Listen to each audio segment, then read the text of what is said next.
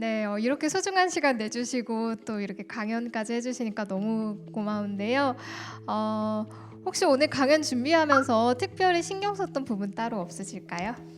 이 고전 번역이라는 게 좀 생소한 부분이기도 하고요. 많이 좀 어려워하는 부분인데 이걸 좀 어떻게 좀 쉽게 전달을 해야 되는가, 뭐 그 부분이 좀 많이 신경을 쓰였던 부분입니다. 연사님께서 오늘 강연을 통해서 궁극적으로 어떤 내용을 가장 공유하고 싶으셨는지도 궁금한데요. 고전에 대한 오해가 좀 많이 있거든요. 이게 옛날 것에 대해서 우리가 옛날 것을 극복하고 앞으로 나아가야 된다라는 그러한 생각에 옛날 그 좀 소홀히 하는 그러한 경우도 있고요. 또 옛날 것만 또 중시해가지고 뭐 지금보다 더 중요하다 뭐 그렇게 이야기하는 경우도 있는데, 이 어떻게 고전을 활용해 나갈 것인가, 그는 현재의 의미가 가장 중요하다라고 저는 생각이 이제 되거든요. 그리고 이 고전이 현재에서 어떻게 이용하고 결과적으로 앞으로 나아갈 길을 제시하는 길을 찾는 것, 뭐 그때 의미가 있다라고 생각해요. 그래서 이게 옛날 것이라고 무조건 뭐 버려두어서도 안 되고, 그리고 이것만 소중하다라고 해가지고 뭐 현재와 미래에 사용돼야 되는 어떤 수단으로서 활용되지 못하는 것, 그것도 좀 문제라고 저는 생각이 듭니다.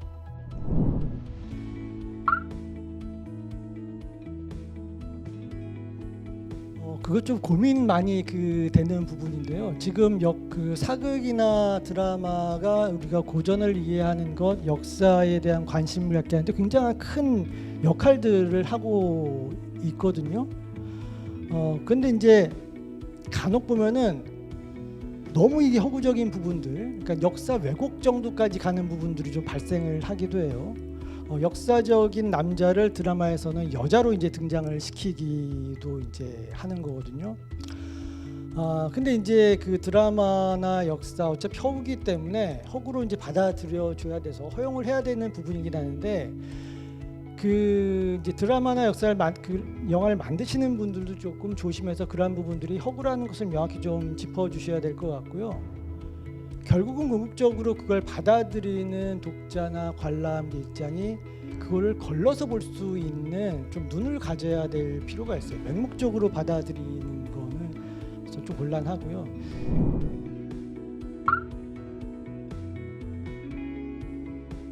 그거는 제가 뭐 답변하기는 좀 어려운 부분이 한데요. 우리가 늘 배웠듯이 언어의 사회성이라는 게 있기 때문에 많이 쓰게 되면은요, 그 언어는 등재가 되는 거거든요. 제가 그런 경험이 있어요. 저 좀 옛날 얘기긴 한데, 지금 요즘에는 뭐 짭퉁이라는 말을 그냥 뭐 다 쓰죠. 뭐 방송 매체에서도 뭐 뉴스에서도 하는데, 그때 제가 한 대학교 때쯤인가 뉴스에 짝퉁이란 말을 아나운서가 쓴 적이 있어요. 많은 사람들이 쇼크를 받았어요. 저런 비속어를 뉴스의 멘트에서 사용을 하는가? 그때 벌써 이제 많이 보편적으로 썼던 이제 그 언어였던 거죠. 쌩얼이라는 부분도 지금 등재가 됐는지는 이제 모르겠어요. 그리고 여러 가지 신조어들이 계속해서 이제 등재가 이제 되고 있죠. 그래서 언어는 사회성이 저는 그래서 가장 중요하다고 생각이 돼요. 그래서 아까 얘기한 그런 킹받드라슈 등재될 수 있는 가능성은 좀 있다라고 봐요.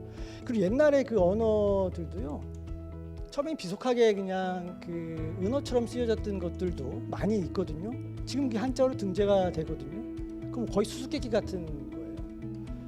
근데 가급적 좀 언어를 순화해서 쓰는 게 좋지 않을까라는 생각은 해보는데, 뭐 많이 쓰면 어쩔 수 없지 않을까 생각이 들어요.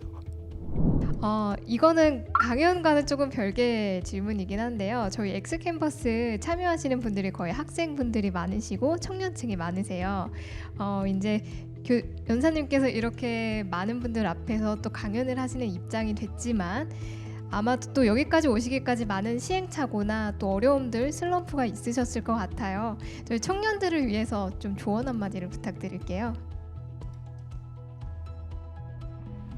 저는 이제 한문 공부를 이제 한 사람으로서 그쪽 경험으로 연결지어서 말씀을 좀 드리면요, 아마 모든 학문 분야가 다 마찬가지일 거라고 생각이 돼요. 처음에 이제 아무것도 모르고 시작을 하고요.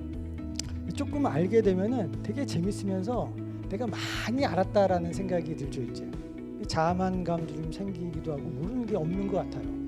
그 자신의 분야에 대해서. 그래서 조금 더 깊이 들어가고 나면은 이제 뭘 아는지를 모르겠어요. 너무 어려워지는 거예요. 그리고 그 어려워지는 기간이 굉장히 길게 가더라고요.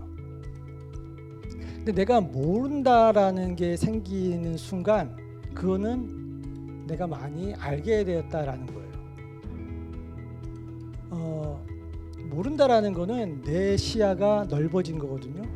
내 시야가 좁을 때는 내 눈에 들어온 거밖에는 아는 게 없어요. 그러니까 내 눈이 시야가 좁으면 한눈에 다 보이잖아요. 다 아는 것 같아요. 근데 학문을 통해서 뭔가 그리고 이를 추진함에 있어서 내 시야가 넓어지고 학식이 넓어지면은 시야가 넓어지면서 많은 게 이제 넓게 보이거든요. 그 중에서 내가 아는 게 일부가 돼 버리는 거예요. 그럼 굉장히 힘들어지죠. 이제 나는 너무 모르는 것 같고 진도가 안 나가는 것 같고. 근데 어떤 학문의 발전이라든지 내 역량의 발전은 이렇게 상승 곡선을 긋는 거이기도 하지만 많은 경우는 저는 계단식이라고 생각이 들어요. 어느 한순간에 부쩍 올라갔다가 한동안 길게 그냥 평면을 유지해요. 정말 지루하고 힘듭니다. 근데 거기서 멈춰버리면 안 되고요. 그 어느 순간에 그 계단에 길게 평면이 길게 가다가 어느 순간 또 한 단계 올라가는 것 같아요.